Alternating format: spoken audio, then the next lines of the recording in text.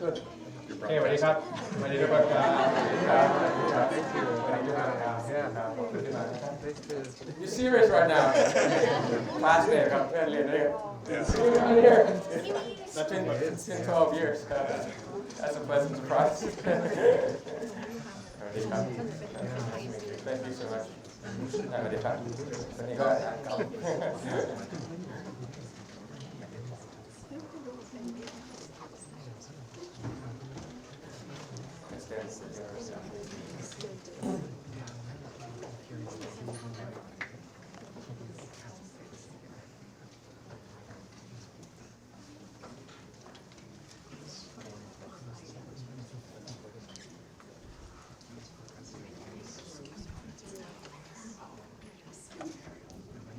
All right, well, thank you all for turning out so wonderfully on this lovely Boston, Massachusetts fall day. Couldn't be a more perfect day for us to gather here for this special event today. So my name is James Robson. I'm the director of the Harvard Asia Center. Today's talk is sponsored by both the Harvard Asia Center and also the Rajwali Foundation Institute for Asia. Today's talk is entitled Moving Forward, Thailand, ASEAN, and Beyond. By, of course, you all know, and it's hardly any introduction, but I will give a little introduction to Kun Pita Lamjoranat, the Prime Ministerial candidate and Chief Advisor for the Move Forward Party leader. Pita was educated in New Zealand and is actually no stranger to Harvard, since after receiving his undergraduate degree in finance and banking at Thammasat University in Bangkok, he then went on to earn a joint master's degree from both MIT and Harvard's Kennedy School in Business and Public Policy, which he received in 2011. He then was the CEO of Agri-Food and also served as the executive director of Grab Thailand from 2017 to 2018. He made his political debut, and I don't need to probably go through most of this history to all of you, but for those who don't know, in 2018, when he joined the Move Forward Party's predecessor party, Future Forward, where he was focusing mainly on agricultural policy. He was first elected to Parliament in 2019, where he also advocated for farmers and farmer rights. In 2019, the Thai Constitutional Court dissolved Future Forward and banned its leader from politics, and Pita and the party's remaining legislators formed the Move Forward Party.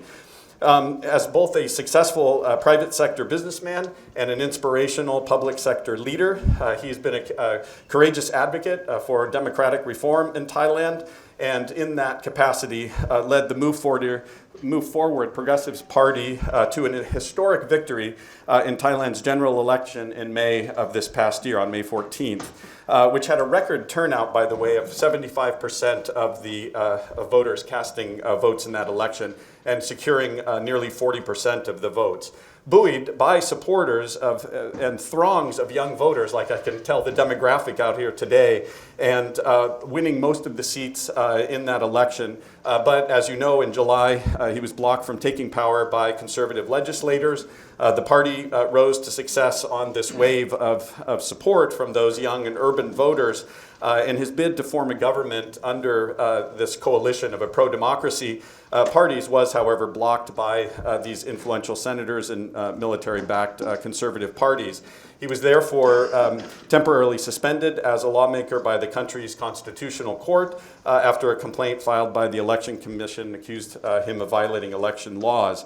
Then in September 2023, he announced his resignation as leader.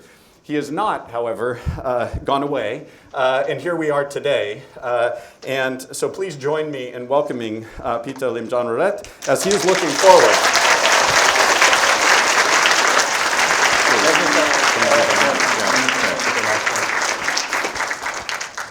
Thank you so much for that wonderful introduction. Full house, so deja vu going through my mind. So thank you so much for coming for such a talk. And allow me to begin by thanking the Harvard University Asia Center, Harvard University Kennedy School's Ratchavali Foundation Institute for Asia, Professor James Robson, Director of Harvard University Asia Center, and definitely our friends, Professor Jay Rosengard, who is in Thailand as we speak, so that we've been crossing paths for a long time and spending a bit of time on Zoom meetings. Professor Rosengard, if you hear this, next time hopefully we get to meet again. You know, traveling from Bangkok to Boston, you know, it's quite a distant, differing two cities, but I feel right at home. It's been 12 years since I graduated here, but to be back here is really something that words cannot describe. For some of you who might not know me, you know, my name is Pita Lim Jaranrat. I'm the Thailand's 2023 election winner, former prime ministerial candidate, so still prime ministerial candidate, and most importantly, most proudly, Harvard alum of 2011. So if you're confused, you're not the only one. I mean, I'll do the justice and explain that combination in a sentence. You know, sometimes politics is hard to make sense anywhere in the world, including here in America and Thailand as well, but I'll spend some time to do that. But by now, I think you would know that I used to be one of you. I mean, I used to be in a different position. I used to probably sit somewhere right there where Dan Ginsberg, my friend right there, is sitting. But now I'm back to our viewers right here, and I'm standing right here, so I'm one of you, and I'm conscious of your time. You know, I know you have your problem sets, and PowerPoint presentations, and team projects. So what I'm going to do is I'm just going to go straight to the point. Just a few points that I wanted to make so that we can have some questions and answers later on, you know, to make sure that it's an interactive conversations. And I think the first point that I like to make is that Harvard works. It's classes like How to Run for Public Office, blocks away by Professor Steve Jarding, you know, that taught me how to run political campaigns. It's classes like Comparative Politics by Professor Pepper Culpepper. It's Competitiveness of Nations at the Business School by Professor Michael Porter. It's Political Parties in Practice. All those things that allowed me to turn textbooks into reality and to beat against all odds. We managed, I'm a rookie leader. I was, you know, running a political campaign for the first time for a 3-year-old party in a game that was designed that we lose. Gerrymandering, the way you calculate the constituencies, constitutional hardballs, but we won. You know. And because of that, I just want to ensure and send the message rather to, you know, beloved students or respected teachers, that your time that you spend here, right here in Harvard, it can become a reality. And Harvard was really an integral part of my success of how I ran my political campaigns. Because of Harvard, I promised change in demilitarizing Thailand, improving the professionalism of the military, making sure they are up to speed when it comes to protecting Thais against external affairs, but never intervening in internal affairs and politics through cycles of military coups. And that's why I won. And I promised change to them, to demonopolization, because it was classes at the business school by Professor Porter that told me that competition means efficiency. So it was rather energy sector, retail sector, telecom sector, beverage sector, agricultural sector in Thailand that need demonopolization, and rather use a legal, which should be a platform for equality, as a barrier to entry for people not be able to participate in those businesses.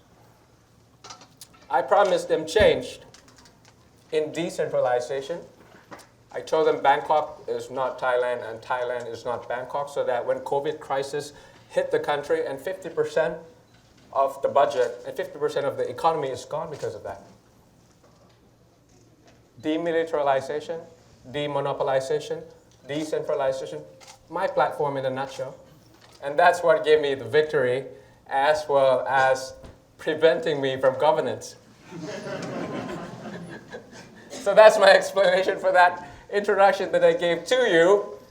2023, Thailand's election winner by 38%, 14.4 million votes for the first time that I led a political party. Still a prime ministerial candidate, temporarily suspended on technicality, and that's why I'm here. And that's really the struggle of politics, of elected versus appointed. You see how this is how it works. There's a joint session in Parliament of 750 representatives, 500 elected, lower house, 250 in the upper house, appointed by the military junta. And it's a simple majority who pass, we can all do the math, 376, I got 324. And then, we won the victory. We formed a strong coalition, that reflected the hope of the people. That change is coming here to Thailand. It's a new dawn, it's a new day. Then I needed the numbers, the votes from the appointed senators. Apparently, unfortunately, 50 of them did not show up for quorum. So devil's in the detail. You need 376 divided by the number of people who were active as a whole, not active in the parliament, active on that list. So 50 of them, majority of them have promised me that they understood what was going on, decided they wanted to see change in Thailand, a structural one, not just a minimum one, a structural one in Thailand, and wanted to come and vote, but unfortunately they couldn't make it to quorum. So a quorum can overcome an elected prime ministerial choice in Thailand. But that was the story. But still, it's my main message about this is loud and clear, and it should be an encouragement to all of you that your problem sets, your PowerPoint presentations, your team meetings, really matter. And you could also be speaking down here, just like me, maybe in a shorter time frame than 12 years as well. But the main message of what's going on in Thailand synchronizes with, I think, each one of you. It's not just a Thai story, that's the thing. We're gathering here at a pivotal moment. Democracy is in peril. Democracy is under siege. International peace is fragile and fleeting. When I first came here in Cambridge, 2006, according to Freedom House, 48% of the world lived in a free society. Guess what that number is today as we sit here?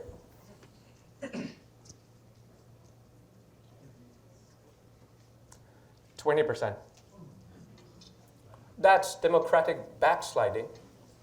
Something is going on around the world. And even the most advanced, institutionalized democracies are seeing those numbers declining as well. Why is that? My argument is this, going back in time a little bit, during the Cold War, when thriving democracies were flourishing all around the world. At the same time, there was another thing, an economic structure, no matter how you call it, you could call it neoliberal capitalism or things like that. But those things that come out, if democracy is about redistribution of power, but that economic structure that came with it, neoliberal capitalism or anything, however you want to call it, it's about concentration of wealth. When I was born, the inequality in the world within countries, the top 1% and the bottom 50%, that's about eight times in terms of income inequality. And guess what that number is today? 16 times. So 8% of the richest, 8 of the richest people holds 50% is much more than the bottom 50% of the rest of the world. And that number is essentially true in Thailand also. 1% of Thais hold 67% of the wealth. So you wouldn't blame them, would you, of why people are questioning democracy at the same time that it's about redistributing power, but then it gives together with an economic structure that is a concentration of wealth. Add that with economic devastation that comes from COVID. So we see that all these things are coming together in a perfect storm that requires not just what's happening in Thailand, it's happening anywhere in the world, no matter where you come from. So now what do we do? How do we create a society or a political structure that allows both redistribution of power and redistribution of wealth at the same time? Inclusive growth. And different countries have different ways of doing it. For us, what we propose is that it's a country that focuses not just on profitability. We focus on environment, we focus on land rights, land justice, environmental rights, social welfare state that takes care of our labor, empowering them. So that's like also almost like social democracy to us. And it doesn't matter if you agree or disagree, but it's about really coming together to really think about how we create this architecture of how we proceed going forward. Now, that's Thailand, that's the first part. The second part is that, it's not just Thailand, it's all of us right here in this room. The third part is, what's that collective action that we can do together? The collective action of, achieving the unachievable. So that we can think about this, I was thinking once we took care of our problems domestically, we demilitarize, we demonopolize, and we decentralize, that's when domestic affairs is intact. And then we can start thinking about foreign policy. Because foreign policy is a reflection of domestic policy. I mean, it's very hard for you to have credibility and relevance if you go to any other parts of the world or any other countries and tell them what not to do, and then your own country and your own mess you cannot control. So I was hoping that, a last change that is just that domestic, in the sense that I wanted to tell the world that Thailand is back, and Thailand means business, and that we're a middle power. We're not a small country. We're the second largest country in Asia. And together, working with the ASEAN countries, if not all, at least the founding members of ASEAN, Indonesia, Malaysia, Philippines, and Singapore. And if we come together, that's $3.6 trillion in terms of economy. That's 670 million people. Any other countries in the world, whether you're a superpower or not, you cannot ignore us. But the point is, because we couldn't take care of our problems domestically, that we don't have the credibility to be like at the core of ASEAN. To really make ASEAN centrality matter is that relevance and credibility have to be right in the middle of it. Myanmar, Russia, Ukraine, Israel, Hamas. These are the things that are happening far away from Thailand, but is really impacting what's going on in Thailand. 56 hostages by Hamas, number 2 in the world. 54 or 56, you have to fact check me. But I think that's according to Israel Foreign Affairs, but it's 18 according to Thai Foreign Affairs. All these things are the things that we really need to look outward to make sure that, we are part of the international community, that we, together with the ASEAN founding members, that we are telling the world that right makes might, and might doesn't make right. That we're returning to middle power, returning together and say that rule-based world order. Thailand is back. Thailand means business. It's meaning that we are reviving foreign policy once again after the absence of maybe the past 10 years during the military coup. We want to be able to rebalance once again. And rebalance in this sense is not taking sides. It's about sticking to principles. We want to be able to criticize our friends and talk to our foes, as a middle power, we want to be able to recalibrate the issues of foreign policies when it comes to ties. Usually it's about trades and investment and security alliance with the US. But we want to recalibrate that to be about environment, to be about climate change, to be about gun safety, to be about gun laws. My condolences to the victims, 22 of them in Maine. Our country also faced something very similar at a mall that was done by a 14-year-old. So those are the things that we could recalibrate and share our grief together and learn together and how to come up with solutions together. But the thing is, we still couldn't do that. Then again, collective actions that we needed to come together, to achieve the unachievable, to turn struggles into strength, to turn pain into prosperity, to turn values into victory together. That's really up to all of us. If you do well, but I don't show up, missing in action. If you do well, I'm missing in action. Those are the things that are absent from international architecture when it comes to peace building. So I think there's like a part for all of us to do, your part and my part, that we could come together and make this world a better place moving forward. And Thailand will definitely be in the middle of that going forward. So in the next couple of years, I still look forward to be the bridge, people to people with the Americans, parliament to parliament, public sector to public sector, private sector to private sector, and lastly, government to government eventually. Thank you so much for your time.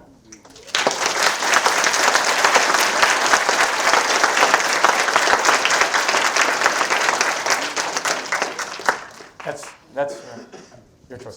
Your turn. Okay, cool. No, it's not my turn. Nobody wants to listen to me here. They're all here for you. And so we have some plenty of time to field questions from the audience. Absolutely. Would you like me to recognize people, or would you like to do it yourself? I'll do it myself. Okay, good. I figured you would. That's part of the training as well. Indeed, yeah. Okay, let me see some show of hands. Maybe a couple of them. Number 1, number 2, number 3. Let's take 3 at a time so that I remember the question. How's that? Are we good? All righty. Your turn. Go ahead.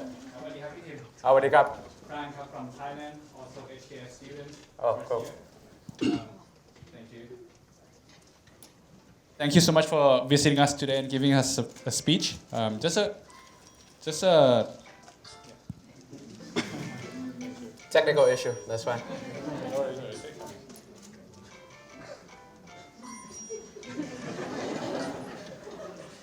No worries. That's okay. Thank you so much. Okay. Happens. Yes, just a quick question and also sharing my concerns about our countries, right? As we all know, we have been in stagnant growth over the past 10 years, rising debt to GDP.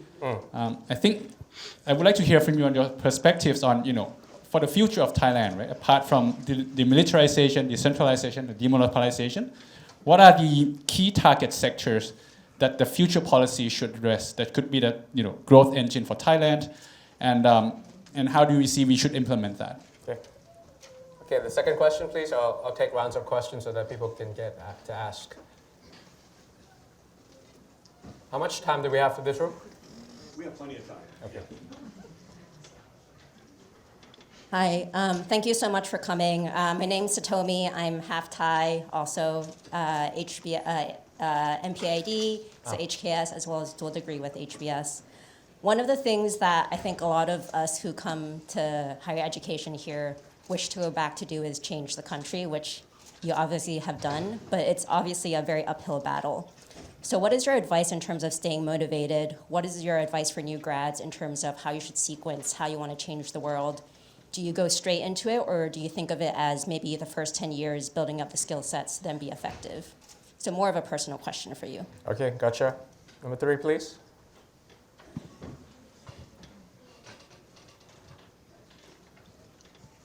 I understand that it was Professor Said. Are you exercising your rights, or are you? Thank you very much.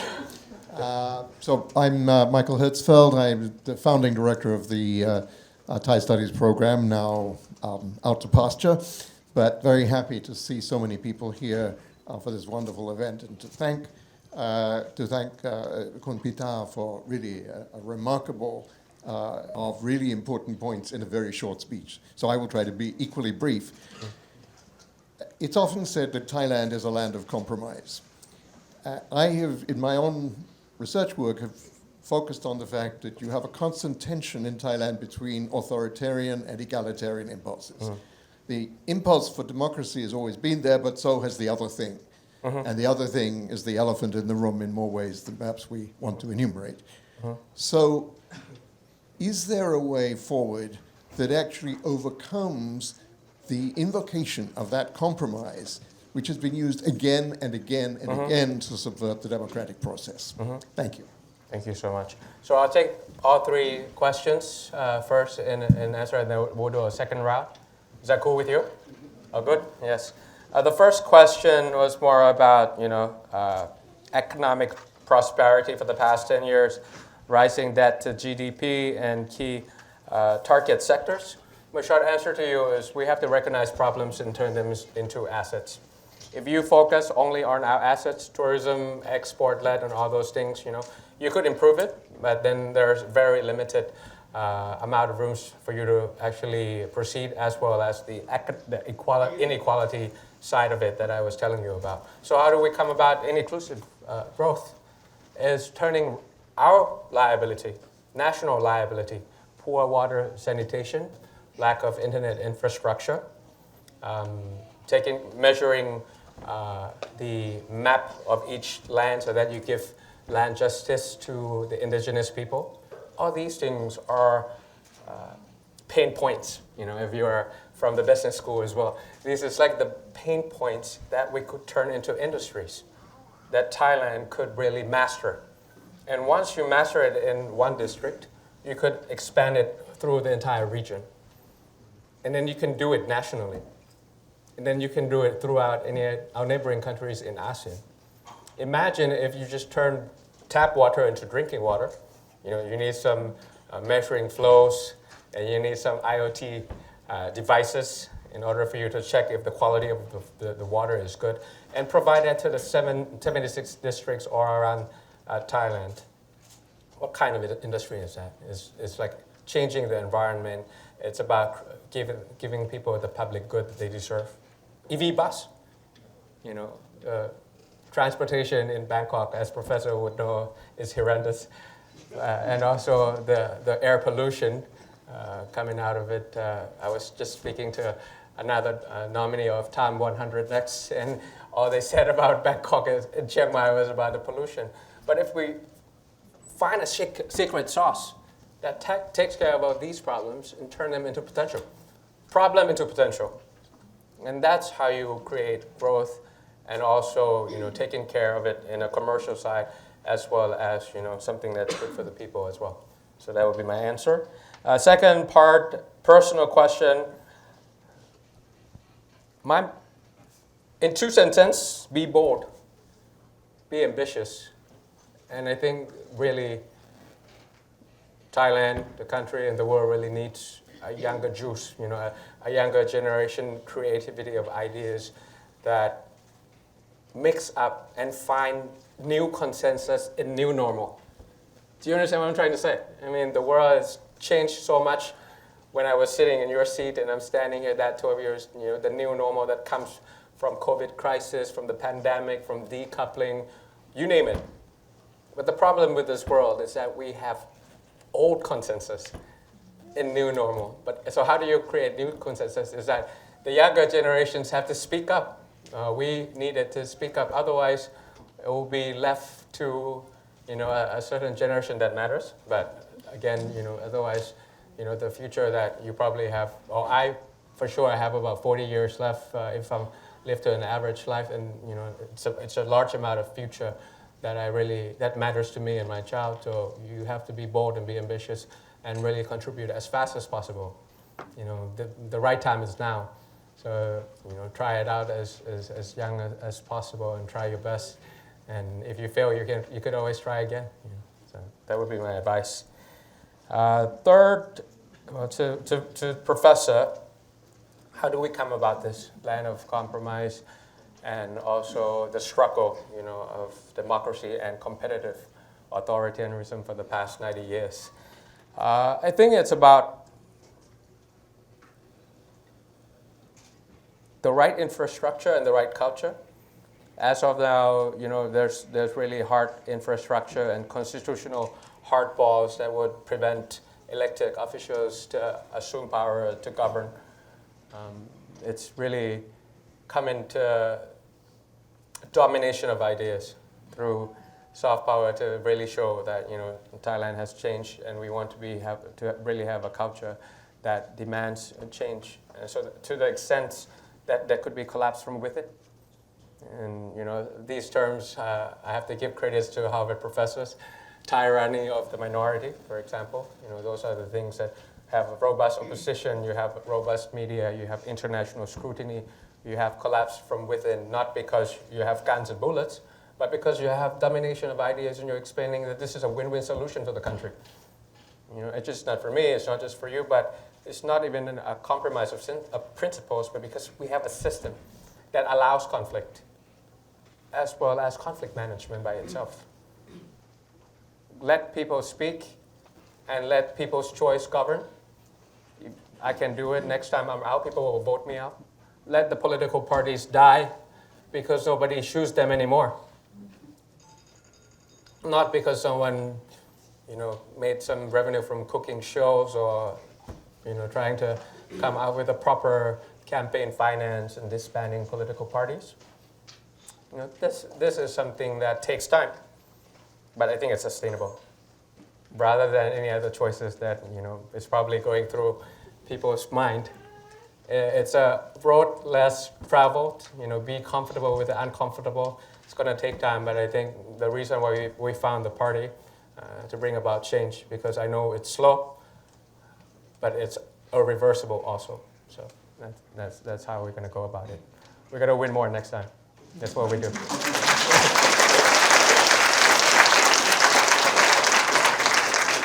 Okay, I'm just getting started. I don't know about you guys, but bring it on. 3 more questions, please. Maybe one from here, one from here, one from here. Okay, that's you right there. You at the back, and I'll come back to you. So, yeah. Okay, from left to the back and then to the right, please. Not just because I'm leaning, but anyways. Right, so you know me, but my name's Tia. I'm at the Kennedy School for MPA and MBA at MIT.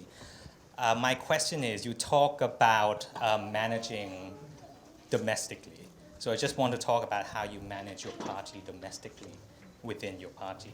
So let's say, use an example of this so-called super deal that has been rumored in the country. And the responses from your party there's been discrepancies between the responses from your party. Some say they don't know, some say they're not related. So my question is, going forward, how would you manage responses and your explanation to your constituencies so that your message is congruent with the values that you stand for, working for the people? Thank you. Okay, thank you.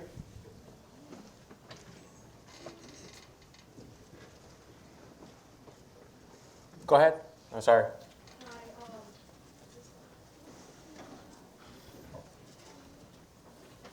Hi, I'm Susie. I'm an MBA student at HBS. Hi.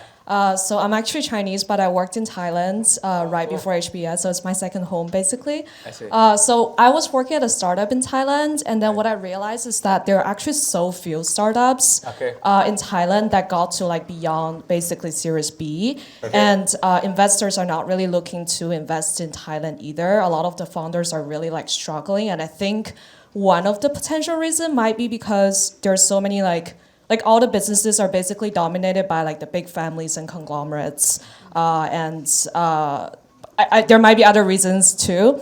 So basically, my question is what do you think is the solution to boost the innovation and also improve the startup ecosystem environment in Thailand? Gotcha. I'll answer. Third one, please, on the right. Hi. Thanks. So my name is Sarvesh, and it was a really nice speech, really inspirational. Your story is really inspirational as well. So I am Indian by birth, so my question is sort of going to be on those lines. You spoke about as Thailand is moving forward and the role of other nations in the growth of Thailand, or Thailand's role in the growth of other nations as well. So how do you see like India's role as Thailand is moving forward? Okay, thank you for the questions. First question is about party communication management. The short answer is truthfully. That's how we should communicate, and consistently. Obviously, but there's, sometimes something that's out of our control, because you were talking about coalition deals that was rumored for a very long time. I tried to do that during that coalition forming with respect, with honestly with what I know and also what I didn't know. So, there could be different opinions when it comes to personalities, but I think in the common ground, what we could control is that the communication in the sense of, the political accountability before the election and after I got the vote. That's a kind of consistency that I think it's more important in politics. But to that extent, I still have to outright admit that my political party is young. We're going fourth year, and there's many mistakes and many things that we have to commit ourselves in improving, but luckily I have textbooks from Harvard that taught me about how to deal with party lists, how to make sure there's no confrontation from the districts to the party centrally and things like that. So hopefully I have some guidelines, and probably some professors here will be able to help me out, especially when it comes to political parties. The second question is about startups. I think your answers is already in your question. It's really the second part, the demonopolization, because if you want to do digital wallets, you have a majority of choice that comes from banks and retails. So in order for you to really go against these big boys, you have to move fast and break things. But in order for you to move fast, you need regulators or regulation that allows expedition. So in short, one of the barriers to entry is the law that comes from those incumbents that will lose market share should you go beyond Series B.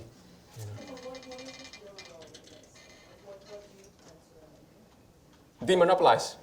So demonopolize all those things, and making sure that just because you work in one commercial bank doesn't mean you have any say in the central bank, for example.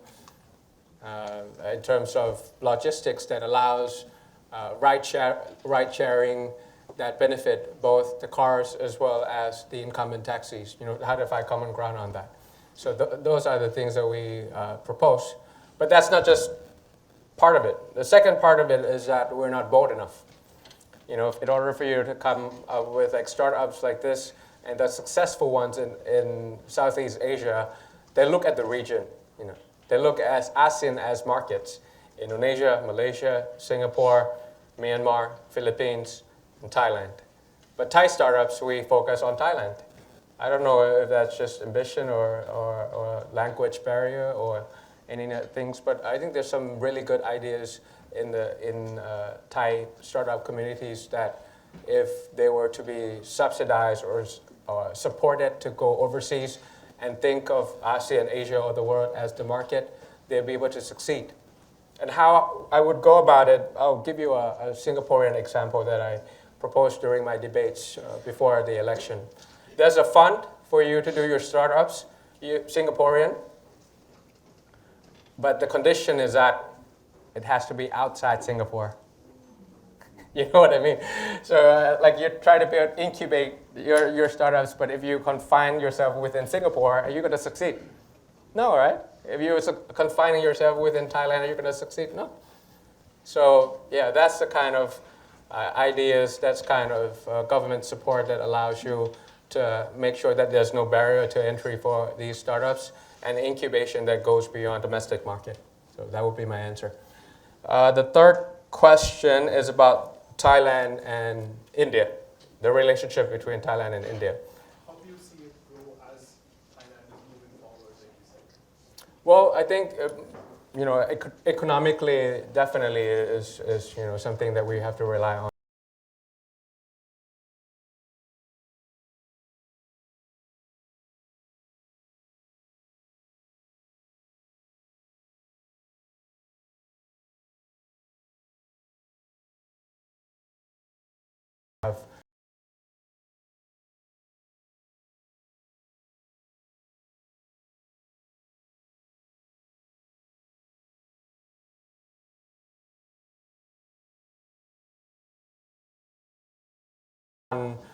Regional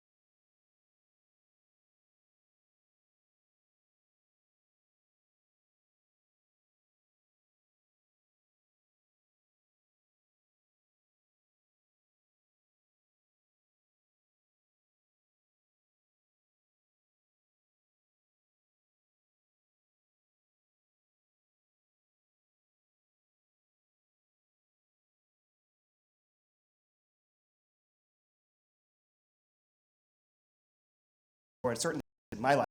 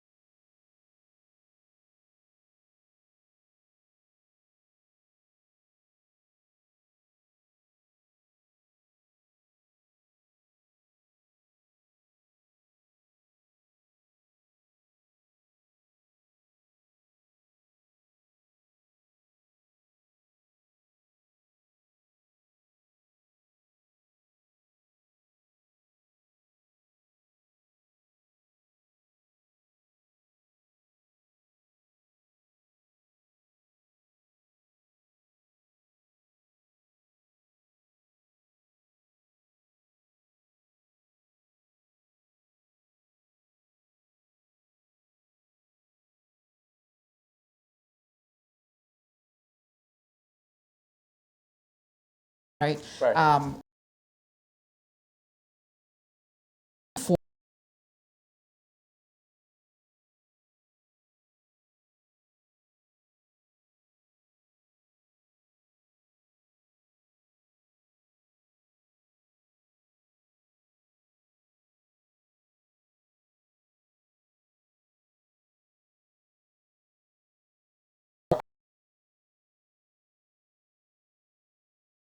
Graduate.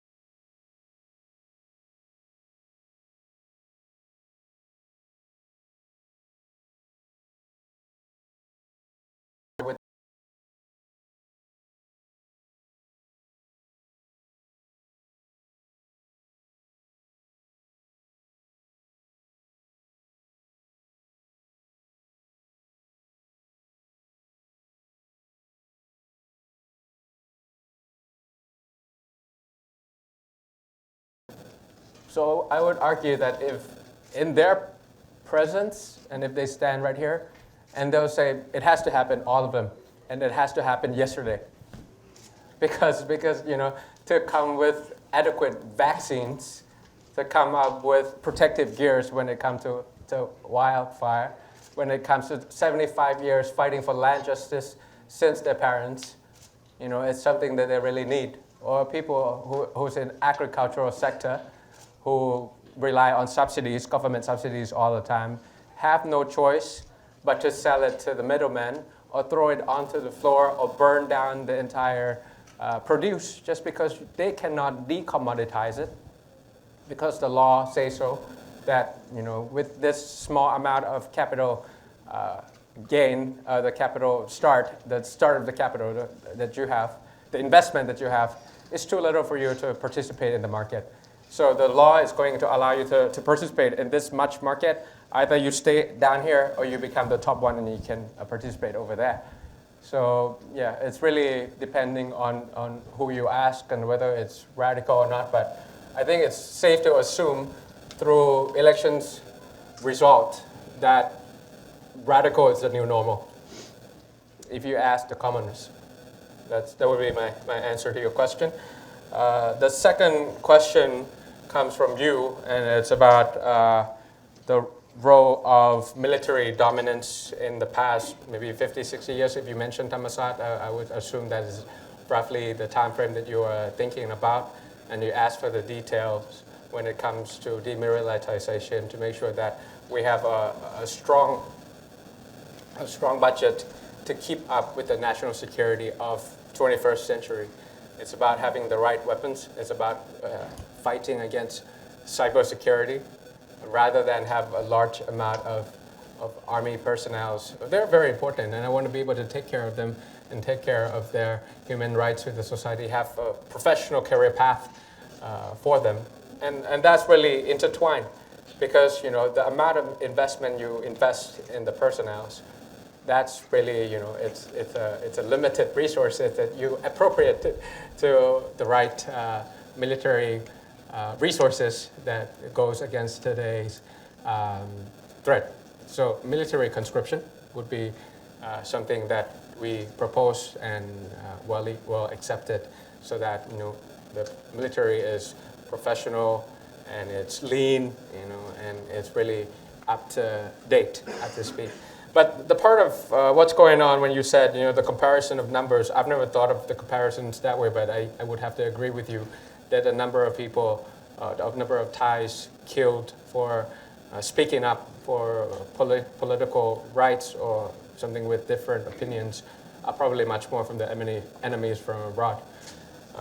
I think it's not just about the demilitarization, but it's also introducing transparency, fact-finding, accountability, and that's the reason why even if we didn't become the government, we passed the amnesty law that would take care of all these things, fact-finding, accountability, and transparency of what happened in the past, so that we can really have justice. Usually in Thailand, we start off with let's have reconciliation, let's have justice, and we have a very thick book about it, but we don't do fact-finding, we don't have any transparency, and we have no accountability. It's the other way around, and so that's the way I would respond to your concern, your question. The third one is about ASEAN centrality, relevancy, and credibility.